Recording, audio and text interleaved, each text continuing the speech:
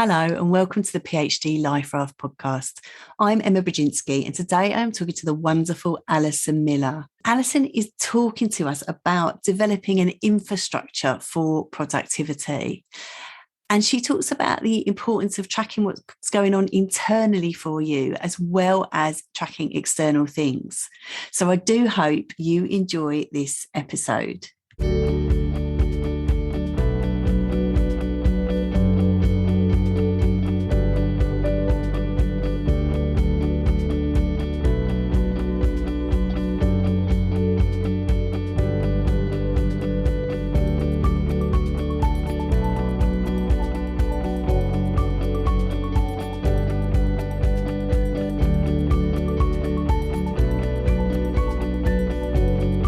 Hello, Alison. Hello.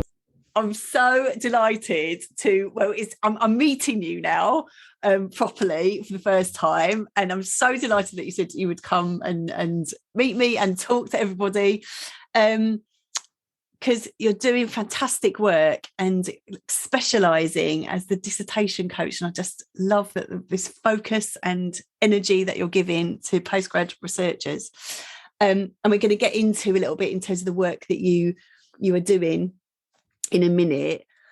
But first of all, I always ask people to tell us a little bit about their own journey through the PhD. So can you tell us a little bit about your experience? Certainly. And I'm so glad to be here, Emma. Thank you for having me on your podcast. I went to graduate school at the University of Illinois at Chicago, in clinical psychology is what I got my PhD in.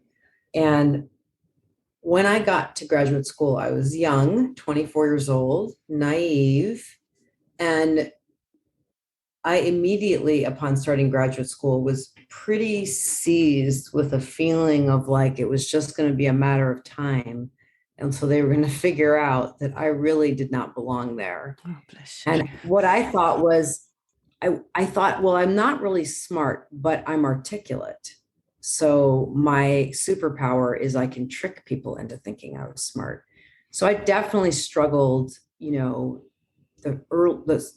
master's thesis sort of era where I had to do a full master's thesis. Mm-hmm. And I was doing it on a topic I really cared about, and I was really invested in the community and the research. But, it just was, that kind of classic feeling of feeling like you aren't as smart as you seem to be to other people. It's a mirage.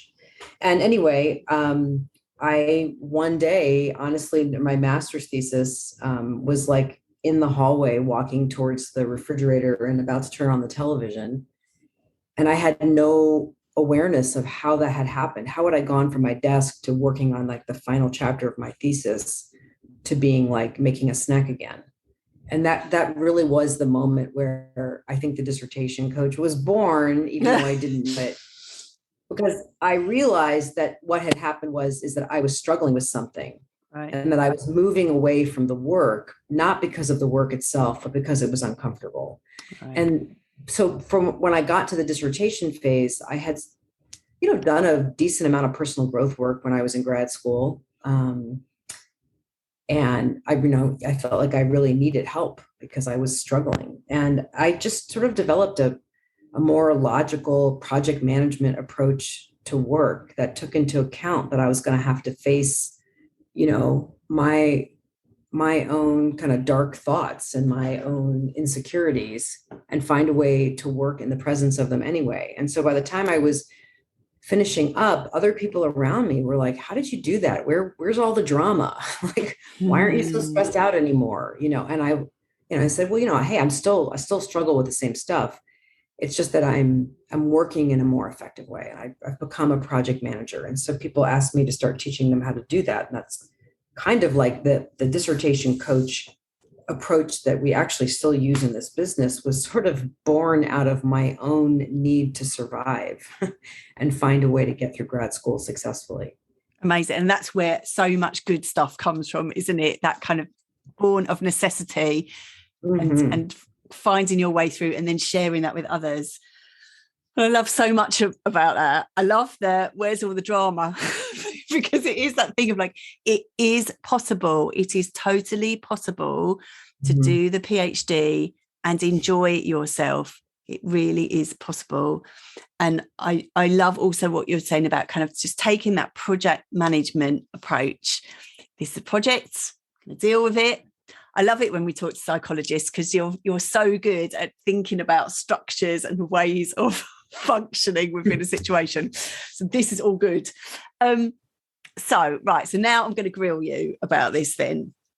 So we've got this project management approach, and obviously before we do this interview, we talk about what you might talk about. And I love that you said it's about building an infrastructure for engaged and meaningful productivity. How much do I love that? And infrastructure for productivity. So tell us a little bit about how that works. Okay, sure. So let me give a little bit of context.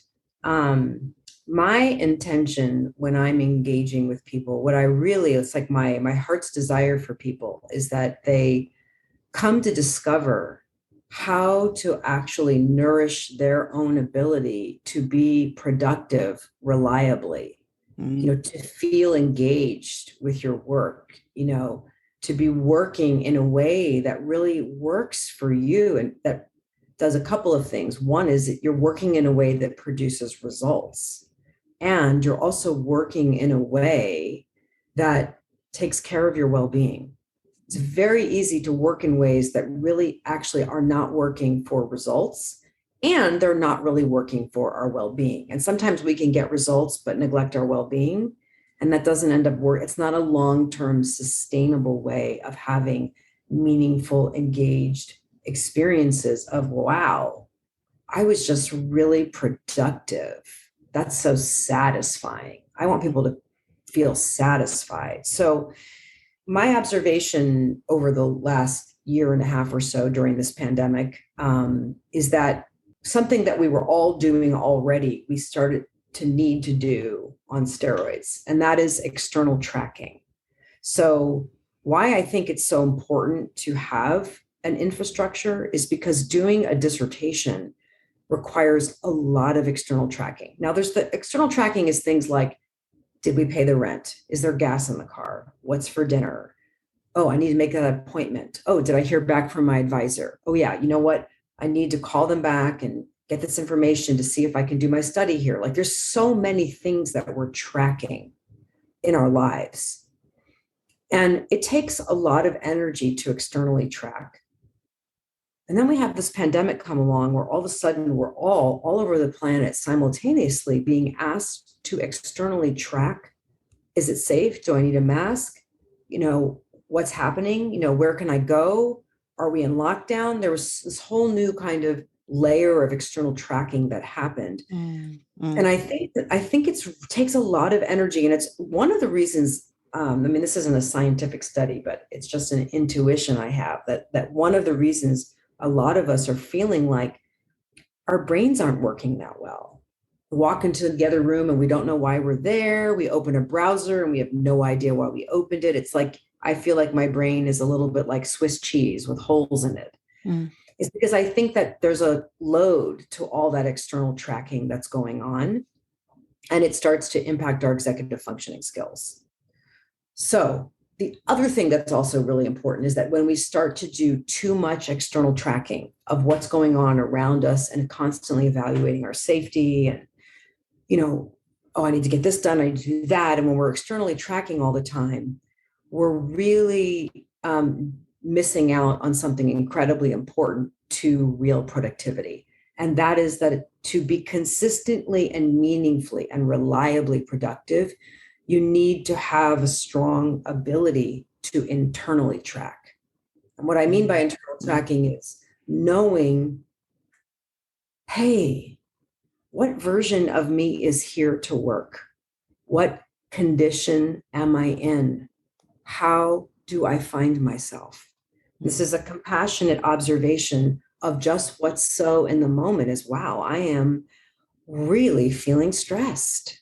I can feel it in my chest. All right, well, that's the version of me that's here. Now that I know that, I might make an adjustment to how I approach my work. Okay. So here's the kind of, I'll try to give this as quick as possible. No, I'm loving it. Keep going. I love it. Okay, good. An overview of a recipe for having an infrastructure that helps you do something really important, which is we call out time every single week. And as I'll talk about in a little bit, I'll carve out a small amount of time every 24 hours to, in a meaningful, direct, and purposeful way, externally track. I think a common sort of human blunder that we all make is our mind will say to us, it's okay, you'll remember that. No, you won't. You probably won't remember that. Like, in terms of like an important piece of information about your thesis or dissertation, or what was that number again? Or, there's things that we just cannot remember. And we need to write them down. And we can only be remembering and in touch with so much at once. We've got all kinds of projects and things that we're working on in our life. So having time where we really deliberately do a more intensive form of external tracking can help you during the week let go when your mind is like, oh, but what about this and this and this and this and this? You're like, you know what? I already did my external tracking. I have a plan for the week. I'm not going to go down that road. If I need to, I'll stop and add something to my growing to-do list of things that need to be done so I don't forget it. That's fine. But I'm not going to start. Here's an example of a common thing that happens. You're working inside some kind of manuscript, dissertation, an article for publication, whatever you're working on. You're working on it. And now you have a thought about a thing that needs to happen, an email that needs to be sent to handle something on another project. And you go, oh my God, I need to handle that. And so then you switch tasks. And now whatever was going on with you in the paragraph you were working on, you just lost that mojo because you got distracted by a thought. And now, you just opened your email, which is a Pandora's box of distraction. So here's what I'm suggesting people consider as a pathway for building an infrastructure. And with everything I say, Emma, I want people to know this is not the truth. This is a way of supporting yourself to be able to internally track yourself as you're working. Okay, what version of me is here? How am I doing? What adjustments do I need to make? How can I support myself? We're actually paying attention to movement that happens inside of us, not just what's going on outside of us. So this way is in some ways, it's a kind of a blend of different things I've heard in different places, and I kind of cooked them together in this particular meal. So this meal has 4 steps. The first step is something I really encourage people to do once a week. Make a list. I recommend doing it in a Google Doc. The first time I do a list like this, I must handwrite it. So if you're a handwriter, I am as well. Make out a list of, in each domain of life, what are the things that are rattling around in your mind that you want to write down and get it out of your mind, where it literally gets like we're getting out a broom and we're sweeping out your mind and getting it out onto paper. So for your dissertation, there might even be sort of subcategories of things like there's stuff you're doing for your lit review, but you're also trying to nail down a site to collect your data. Those are kind of 2 different domains in your dissertation journey. In your PhD journey. I know in the US we say dissertation, in the UK they say thesis. We have them sort of reversed. So if I say dissertation, I mean whatever your big project is that you're working on. Just to be clear, but we need to sweep our minds out. And I really believe for most people, a rhythm of every 7 days is what works. And you can, of course, figure out how to do that for yourself. This is where you stop and you let yourself, without pressuring yourself to think of every single possible detail for every project. Don't do it that way. Just empty out of your brain what comes easily to you. And you might have, if you're teaching, you might have things about course prep, grading, syllabus, whatever it is that's going on there.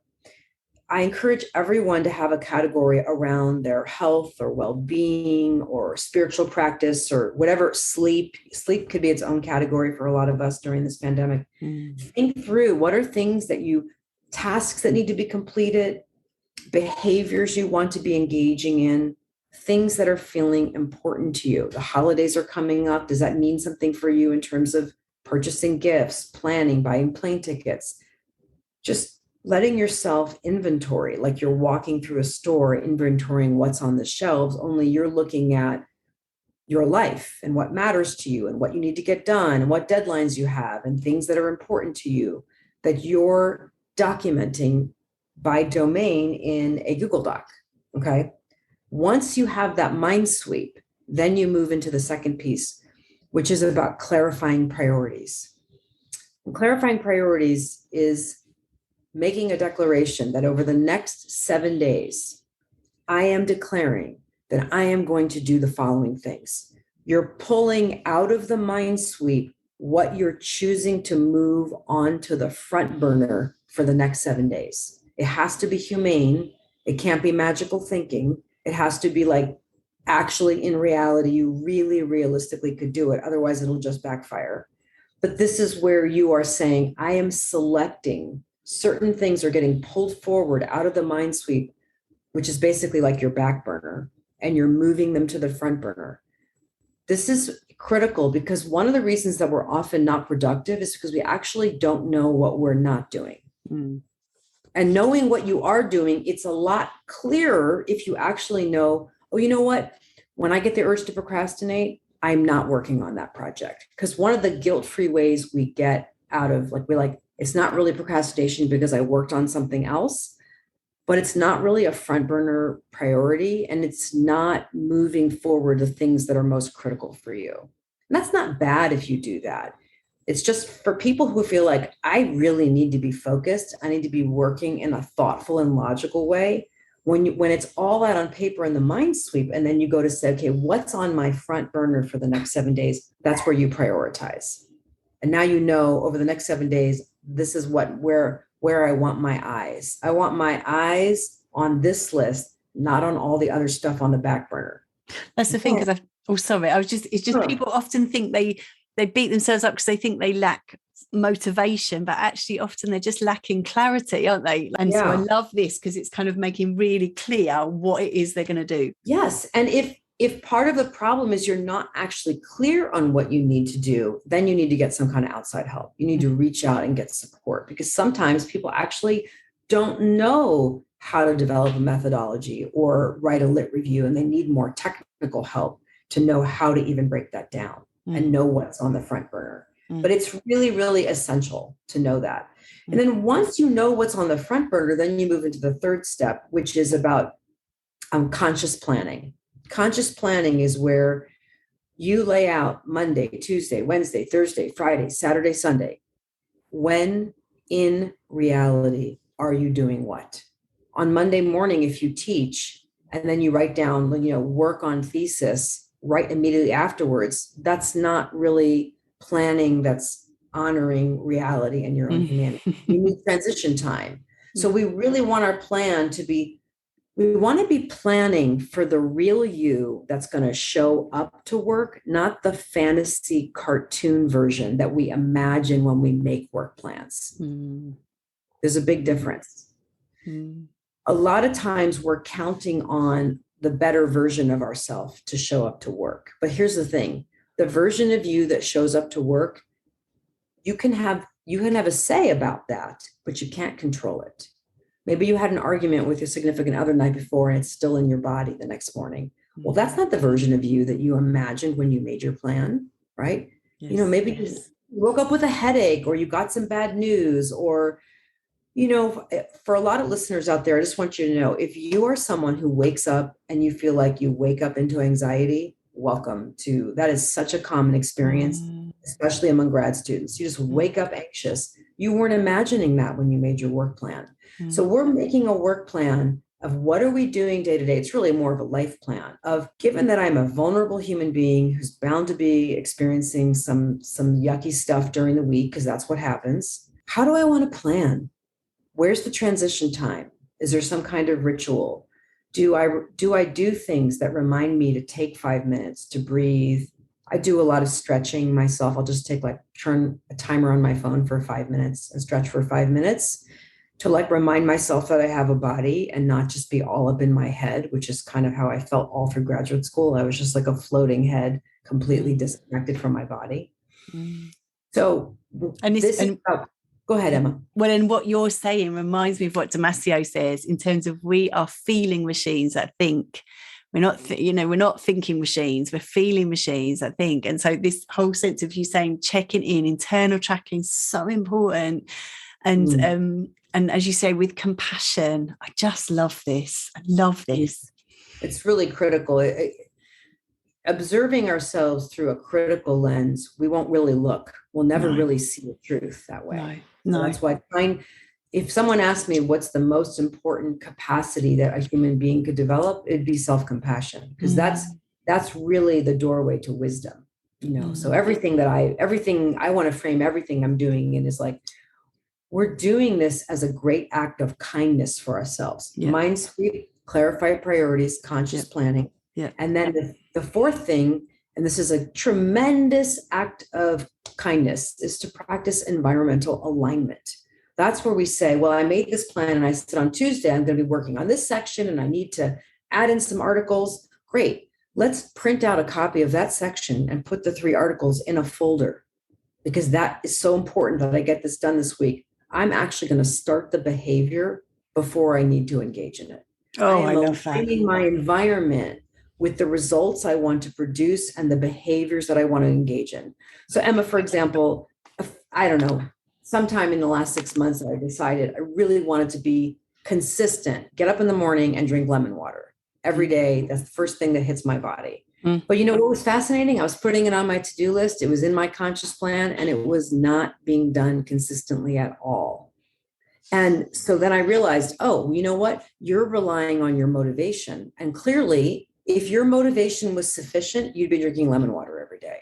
So I realized whenever there's not enough motivation because the behavior is not happening, then there's not enough environmental alignment. So I got into this ritual every night where I would get out a cutting board, a lemon, a knife, the juicer, and a glass every night. Yes. And what's interesting about it now is that I don't really have to do the environmental alignment anymore. Like, I was in Austin the last few days, and one morning I got up and the first thing I did was went downstairs and was, to get my lemon water. Like, even though I was like not showered, and I walked through the lobby, like, I've got to get that lemon water, because I had experienced the benefit for long enough that now I was like motivated to continue experience. Yes. But I had to align my environment for long enough. And, there may be things in our lives where we're going to always need environmental alignment. So environmental alignment is essentially you getting your future environment set up so that you've parked the car on a downhill slope. You've made it a little easier for you. So we need to pay attention to a few things with our environmental alignment. There's the physical environment that we work in. Is it working for you? Are there Post-it notes everywhere? Is it in a sense optimized for distraction rather than performance? Look around and ask yourself, is this working for me? Like, not just from your mind, but like, is this working for my body to work in this environment? And if not, take time to make those changes. It's a tremendous act of kindness. Look at your electronic environment. Many of us have version control problems. We're lacking a clear folder system. We don't know the passwords to things we need to get into. There's like things going on in the electronic infrastructure that are not working for us. And it is worth the time to clean that up, because otherwise it's sort of like you're asking yourself to swim in a dirty pool. We want to get the leaves out of the pool, clear things out, make it easier for you, because the version of you who's going to show up to work is going to really appreciate if it's like you're saying to yourself, you know what, every 24 hours, I'm going to be my own executive assistant. This is one of our co-working community members gave this metaphor, and I love it. Yes. Tomorrow, the CEO is going to show up to do the work, and the CEO might not be in a good mood. So I'm going to set things up for the CEO to make it a little more downhill. So I think environmental alignment at least once a week is essential, but every 24 hours, look at your plan, adjust it as needed, get your stuff organized and ready in folders. Make sure you know where the documents are on your computer. Be ready to go. Because then if you're not in the greatest mood or something's going on with you, you've already given yourself a leg up. And so now you've built an infrastructure from sweeping out your mind, making conscious choices, thinking through how to make a humane plan for you to move through hour by hour, day to day through your week, and then set up an environment that supports you to behave that way. That's how you can really do something about tendencies in the way that you work that aren't working for you, because you build an infrastructure to follow. And now, because you did that external tracking in such a meaningful way, you can shift your energy to internally tracking from a very kind and curious perspective. Well, let's see what goes on when I try to follow and use this kind of infrastructure. What works for me? What doesn't work for me? How do I want to tweak it? Ultimately, all of it comes back to a fundamental thing, which is the invitation for us all. And I think this is really a birthright that we have as human beings, is to work in a way that works for us. And works for us means it produces results, and it also is kind to the body. It doesn't ravage us. It doesn't leave us exhausted and like emotionally spent at the end of it. We worked in a way that worked and that was honoring. I like to think of it as we're learning to work in a way that's self-honoring. And I think this infrastructure is deeply self-honoring to the reality of being a human being living on the planet at this particular time in human history. Yes to that. Yes. And I just love that sense of what you're saying about we make plans and we make intentions for that best day that may not happen. And so the compassion and the planning to support ourselves in the moment that we're in. Oh, love it. I love it. So there is so much good stuff in there. And we're going to have all your details in terms of people finding out more about you, which I am sure they will want to, and the services that you can offer to people. We'll have all of that in the show notes. But before I let you go, I'm just going to ask you, out of all of this work and the other wisdom, which I know you have, to offer us a top tip to take away. Well, I'm going to make it it's like a little bit of a double tip. Okay. Number one is work with the version of you who showed up to work. And then once you do that, work tight in the pocket of where you are. Drop down. Treat what you're working on as if it's the only thing that exists. Amazing. And not easy, No. but what a gift that is. What a gift that is to yourself, because as you will know, you see so many people, and the main battle of the PhD is the battle with themselves. They've beaten themselves up because rather than accepting where they're at. I love that. Thank you so much, Alison. And I just love your energy too. It's so calming. Oh, thank you so much for letting me share. And, I really appreciate that you're putting this out there. I love the idea of a life raft. I think we all need that. Yes. Yeah. Well, thank you so much for being here. And thank you all for listening.